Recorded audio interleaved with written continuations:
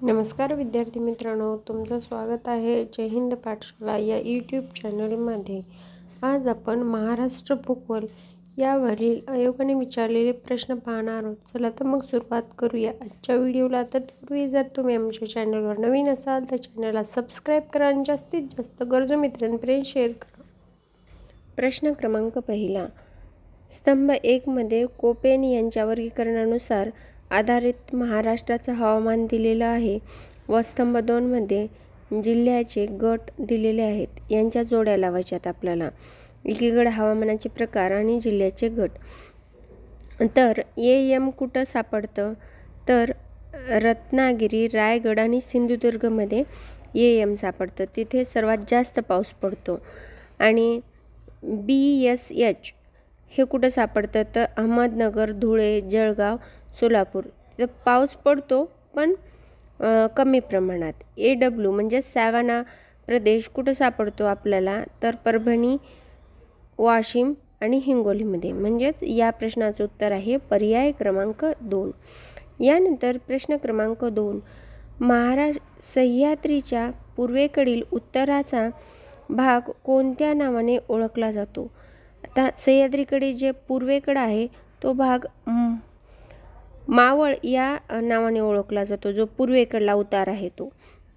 म्हणजेच या प्रश्नाचं उत्तर आहे पर्याय क्रमांक 3। यानंतर प्रश्न क्रमांक 3, भारतीय हवामानशास्त्र विभागाने महाराष्ट्र राज्याच्या संदर्भात पुढीलपैकी कोणती विधाने सत्य आहेत? आता आपल्याला सत्य विचारले। आहे कोकण, मध्य महाराष्ट्र, मराठवाडा व विदर्भ असे महाराष्ट्राचे 4 हवामान उपविभाग पडतात। बरोबर आहे। त्यानंतर एकूण वार्षिक पर्जन्यापैकी कोकणात 95% व विदर्भात 88% पाऊस नैऋत्य मोसमी ऋतूमध्ये पडतो। हे पण बरोबर आहे। त्यानंतर एकूण वार्षिक पर्जन्यापैकी मध्य महाराष्ट्र आणि मराठवाडा सुमारे 83% इतका पाऊस नैऋत्य मान्सून ऋतूमध्ये पडतो। हे पण बरोबर आहे। त्यानंतर आहे एकूण वार्षिक पर्जन्यामध्ये मध्य महाराष्ट्रात आणि मराठवाड्यात सुमारे 75% पाऊस नैऋत्य मान्सून ऋतूपासून पडतो। हे मात्र चुकीचं आहे, कारण एकूण पर्जन्य असं कोकणामध्ये 95%, तर विदर्भात 88% आणि आपल्या मध्य महाराष्ट्र आणि मराठवाड्यात पाहिलं तर 83% एवढा पाऊस नैऋत्य मान्सून ऋतूपासून पडतो। म्हणजेच चुकीचं, ब, क बरोबर। म्हणजेच या प्रश्नाचं उत्तर आहे पर्याय क्रमांक 3। यानंतर प्रश्न क्रमांक 4, खालीलपैकी कोणती विधाने बरोबर आहेत?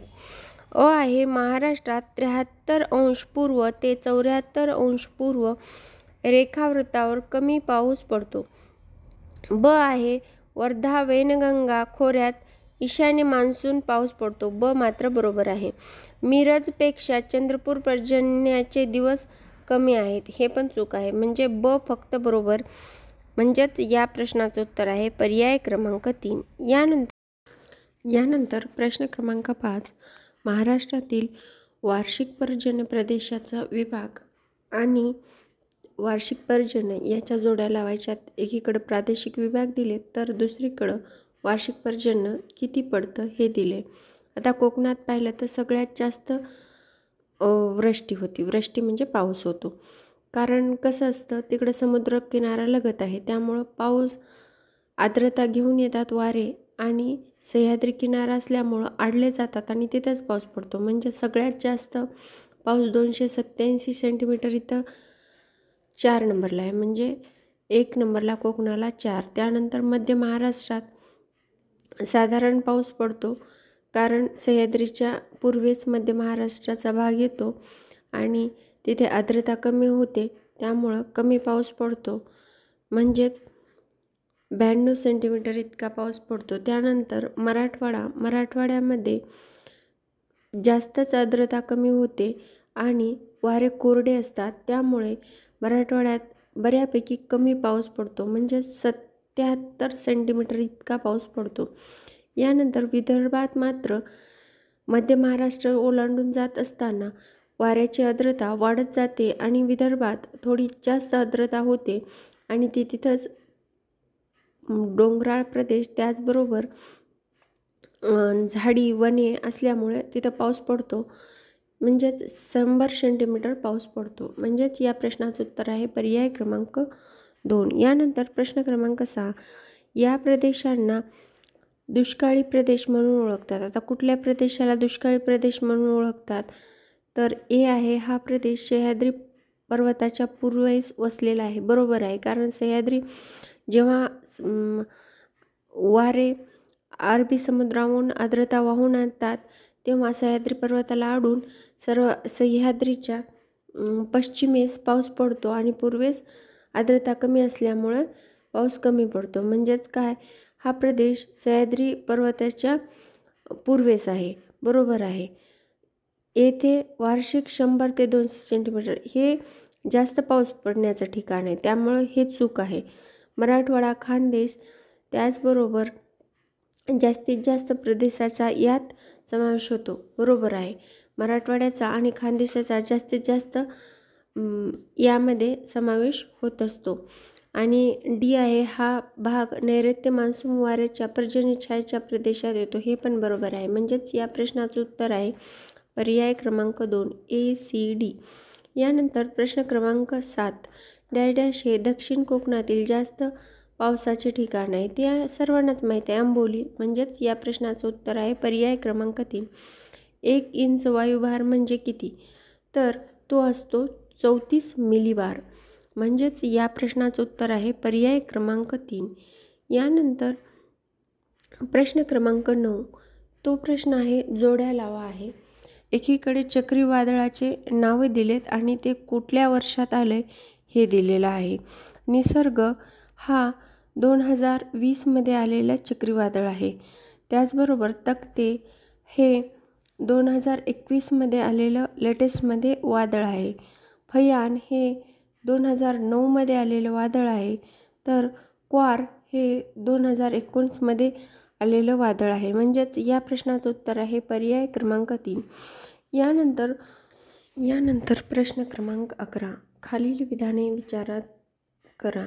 अ आहे महाराष्ट्रात सर्वाधिक पाऊस सिंधुदुर्ग जिल्ह्यातील आंबोली येथे पडतो. हे एकदम बरोबर आहे. त्यानंतर ब आहे आंबोलीच्या तिन्ही बाजूने डोंगर व वाऱ्याच्या प्रवेशाची बाजू मोकळी आहे. हां, हे पण बरोबर आहे. त्यामुळं काय होते, पाऊस अडला जातो. तिन्ही बाजूने डोंगर आणि वाऱ्याच्या प्रवेशाची बाजू मोकळी असल्यामुळं आणि त्यामुळे जास्त पाऊस पडतो. म्हणजे दोन्ही विधाने बरोबर. तसेच ब हे विधान अचं योग्य स्पष्टीकरण आहे. म्हणजेच या प्रश्नाचं उत्तर आहे पर्याय क्रमांक 1. यानंतर प्रश्न क्रमांक 12. महाराष्ट्र मे महिन्यात सरासरी तापमान सर्वात जास्त डॅश डॅश या प्रदेशात असते. आता महाराष्ट्रात सर्वात जास्त तापमान हे पूर्व विदर्भातच असते मे महिन्यात. म्हणजेच या प्रश्नाचं उत्तर आहे पर्याय क्रमांक 4. यानंतर प्रश्न क्रमांक 13. महाराष्ट्राच्या हवामानावर खालीलपैकी कोणत्या प्राकृतिक रचनेचा सर्वात जास्त परिणाम झाला आहे, तर ते आहे सह्याद्री पर्वत आणि सातपुडा डोंगररांग. यामुळं काय होतं, पाऊस, वारा, पाणी अडलं जातं आणि पाऊस पडतो. म्हणजे हवामानावर जास्त परिणाम होतो. म्हणजेच या प्रश्नाचं उत्तर आहे पर्याय क्रमांक 2. यानंतर प्रश्न क्रमांक 14. खालीलपैकी कोणत्या ठिकाणी उन्हाळ्यात दैनंदिन तापमान कक्षा सर्वात कमी असेल. आता खालच्यापैकी म्हणले, पुण्याला तर नाहीच, सोलापूरला पण नाही. रत्नागिरीला असतो, कारण रत्नागिरीला लगतच काय आहे, अरबी समुद्र. त्यामुळं इथली दैनंदिन तापमान सर्वात कमी असू शकतं. म्हणजेच या प्रश्नाचं उत्तर आहे पर्याय क्रमांक 3. यानंतर प्रश्न क्रमांक 15. फयान चक्रीवादळ महाराष्ट्राच्या समुद्रकिनाऱ्यावर डॅश डॅश दरम्यान आढळले, तर ते 11 नोव्हेंबर 2009ला आढळलेलं आहे. आपण 2009 जरी लक्षात ठेवलं तरी त्या मानानं आपल्याला हे उत्तर फेकता येतं. पण कधीकधी ते तारखा पण विचारतात, त्यामुळं तारखा पण लक्षात ठेवायचा. फयान हे 11 नोव्हेंबर 2009ला आलेलं होतं. म्हणजेच या प्रश्नाचं उत्तर आहे पर्याय क्रमांक 1. यानंतर प्रश्न क्रमांक 16 मे 2018 ते 21 मे 2018 दरम्यान कोणते चक्रीवादळ अरबी समुद्रात तयार झालेले होते? ते होतं सागर, म्हणजेच SAGAR. म्हणजेच या प्रश्नाचं उत्तर आहे पर्याय क्रमांक 2. यानंतर प्रश्न क्रमांक 17 26 जुलै 2005 रोजी एक दिवसात सर्वात जास्त 944 मिलीमीटर पाऊस पडण्याची नोंद ही मुंबई येथे झालेली होती. म्हणजेच या प्रश्नाचं उत्तर आहे पर्याय क्रमांक 2. कोकणात एप्रिल मे महिन्यात सायंकाळी पडणाऱ्या पावसाला काय म्हणतात? डॅश म्हणतात किंवा काय म्हणतात? तर त्या आम्रसरी आहेत. म्हणजेच या प्रश्नाचं उत्तर आहे पर्याय क्रमांक 1. यानंतर प्रश्न क्रमांक 19 खालीलपैकी कोणत्या ठिकाणाचे तापमान कक्षा सर्वात कमी असेल? आता परत एकदा तसाच प्रश्न आहे. तापमान कक्षा सर्वात कमी कुठे असेल? तर नागपूर हा विदर्भात येतो. तिकडं तापमान कक्षा सर्वात जास्त असते. बीड हा सेंटरमध्ये येतो आणि हा मराठवाड्याचा भाग आहे, त्यामुळे इथं पण तापमान बऱ्यापैकी असतं. सोलापूर इथं पण तापमान बऱ्यापैकी असतं. मुंबईमध्ये सर्वात कमी असतं, कारण समुद्रकिनारा लाभलेला आहे, आपल्याला माहीत आहे. म्हणजेच या प्रश्नाचं उत्तर आहे पर्याय क्रमांक 4. यानंतर प्रश्न क्रमांक 20 कोणत्या वर्षी पानशेत धरण फुटल्याने पुणे शहरात महापूर आलेला होता? तर ते होतं 1961 साल, ज्या वर्षी पानशेत हे धरण फुटलं आणि पुणे शहरात पानशेत धरणातलं सर्व पाणी शिरलं होतं. म्हणजेच पानशेत धरणातून फुटल्यामुळे महापूर आला होता. म्हणजेच या प्रश्नाचं उत्तर आहे पर्याय क्रमांक 3. यानंतर प्रश्न क्रमांक 21 खालीलपैकी कोणत्या जिल्ह्याचा गरजेपेक्षा जास्त पाऊस आणि तपकिरी तांबड्या मृदा विभागात समावेश होतो? तर ते आहे भंडारा, गडचिरोली आणि चंद्रपूर. म्हणजे विदर्भाचा भाग आहे, ज्यामध्ये तपकिरी तांबडी मृदा आहे. म्हणजेच या प्रश्नाचं उत्तर आहे पर्याय क्रमांक 3. यानंतर प्रश्न क्रमांक 22 महाराष्ट्रात नैऋत्य मान्सूनच्या दोन्ही शाखांमुळे प्रामुख्याने डॅश येथे पाऊस पडतो?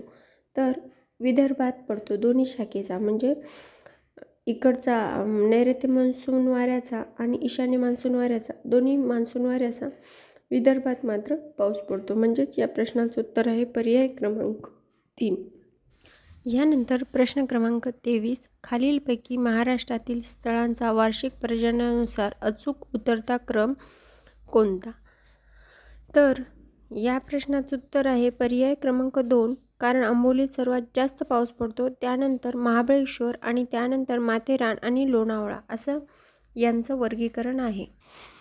यानंतर प्रश्न क्रमांक 24 GT त्रिवार्ता यांच्या हवामान वर्गीकरणानुसार पश्चिम किनारपट्टीवरील मैदानी भाग आणि त्रिपुरा राज्यात खालीलपैकी कोणत्या प्रकारचे हवामान असते?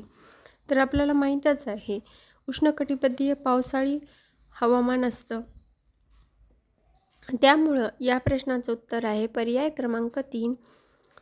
यानंतर प्रश्न क्रमांक 25 महाराष्ट्रात नैऋत्य मान्सून वाऱ्यापासून मिळणाऱ्या पावसाची टक्केवारी खालीलपैकी किती आहे? तर 85% इतका पाऊस आपल्याला नैऋत्य मान्सून वाऱ्यापासून भेटत असतो. यानंतर प्रश्न क्रमांक 26 खालील विधाने पहा. आहे तंतुमय मेघ हे भूपृष्ठापासून 2000 मीटरच्या खाली निर्माण होतात. तर हे विधान चुकीचं आहे. तंतुमय मेघ म्हणजेच ढग म्हणायचे त्यांना, ते खूप उंचावर असतात. त्यानंतर आहे स्थिर मेघ हे जास्त उंचीवरील मेघ आहेत. हे चूक आहे, कारण स्थिर मेघ म्हणजे ढग हे 2000 मीटरच्या खाली असतात. म्हणजे हे दोन्ही व्हाईस वर्सा स्टेटमेंट आहेत. यानंतर आहे कोकणातील पर्जन्य हे अरोह प्रकारचे आहे. हे पण चूक आहे, कारण कोकणातील पर्जन्य हे प्रतिरोध प्रकारचं आहे. म्हणजेच या प्रश्नाचं उत्तर आहे पर्याय क्रमांक 3 अ, ब, क बरोबर नाहीत. यानंतर प्रश्न क्रमांक 27 खालील विधाने पहा. मावळ भाग पर्जन्यछायेच्या प्रदेशात येत नाही. तर हे चूक आहे. मावळ क्षेत्र हवामानामुळे ओळखला जातो, बरोबर आहे. कळेशी घाट पोलादपूर आणि महाबळेश्वर यांना जोडतो, हे पण चूक आहे. म्हणजेच या प्रश्नाचं उत्तर आहे फक्त ब बरोबर, म्हणजेच पर्याय क्रमांक 2. यानंतर प्रश्न क्रमांक 28, महाराष्ट्रातील खालील प्रदेशाची त्यांच्या वार्षिक सरासरी पर्जन्याच्या प्रमाणानुसार उतरत्या क्रमाने मांडणी असलेला योग्य पर्याय निवडा. उतरता क्रम म्हणले म्हणजेच जास्तकडून कमीकडं. सर्वात जास्त पाऊस कुठं पडतो तर कोकणात पडतो, त्यानंतर विदर्भात, त्यानंतर खानदेश आणि त्यानंतर मराठवाडा. म्हणजेच या प्रश्नाचं उत्तर आहे पर्याय क्रमांक 2. यानंतर प्रश्न क्रमांक 29, असे प्रश्न क्वचितच पाहायला भेटतात. असे प्रश्न डोळ्याखालून गेले असतील तर टॅकल करायला सोपे जातात. महाराष्ट्रातील पर्जन्य कंपॅरिझन केले ते 2013 आणि 2014 मध्ये आणि विधानं दिलेत. 2014 नुसार महाराष्ट्राच्या मध्यवर्ती भागात सरासरी पर्जन्य 0 ते 80 एवढे होते, हे बरोबर आहे. त्यानंतर ब विधान आहे 2013 नुसार महाराष्ट्राच्या उत्तरेस 120 व त्यापेक्षा जास्त सरासरी पर्जन्य आढळले, हे पण बरोबर आहे. त्यानंतर धुळे, जळगाव व अमरावती येथे 2014 मध्ये 120 सेंटीमीटरपेक्षा पाऊस जास्त पडतो, हे चूक आहे. त्यानंतर ड आहे महाराष्ट्रात 2013 पेक्षा 2014 मध्ये पावसाचे प्रमाण जास्त आहे, हे पण चूक आहे. म्हणजेच या प्रश्नाचं उत्तर आहे पर्याय क्रमांक 3 अ आणि ब बरोबर आहे. यानंतर प्रश्न क्रमांक 30, महाराष्ट्रातील खालीलपैकी कोणत्या पर्जन्य प्रदेशात जलसिंचन व्यवस्था असलीच पाहिजे. जलसिंचन सगळ्यात जास्त पाऊस कमी पडतो त्या ठिकाणी जलसिंचन व्यवस्था असली तर भिजवणी खालची शेती होती, त्यामुळं बेरोजगारी कमी होती. मग असं ठिकाण कुठलं येईल तर 75 सेंटीमीटरपेक्षा कमी पाऊस असला की जलसिंचन व्यवस्था पाहिजेच.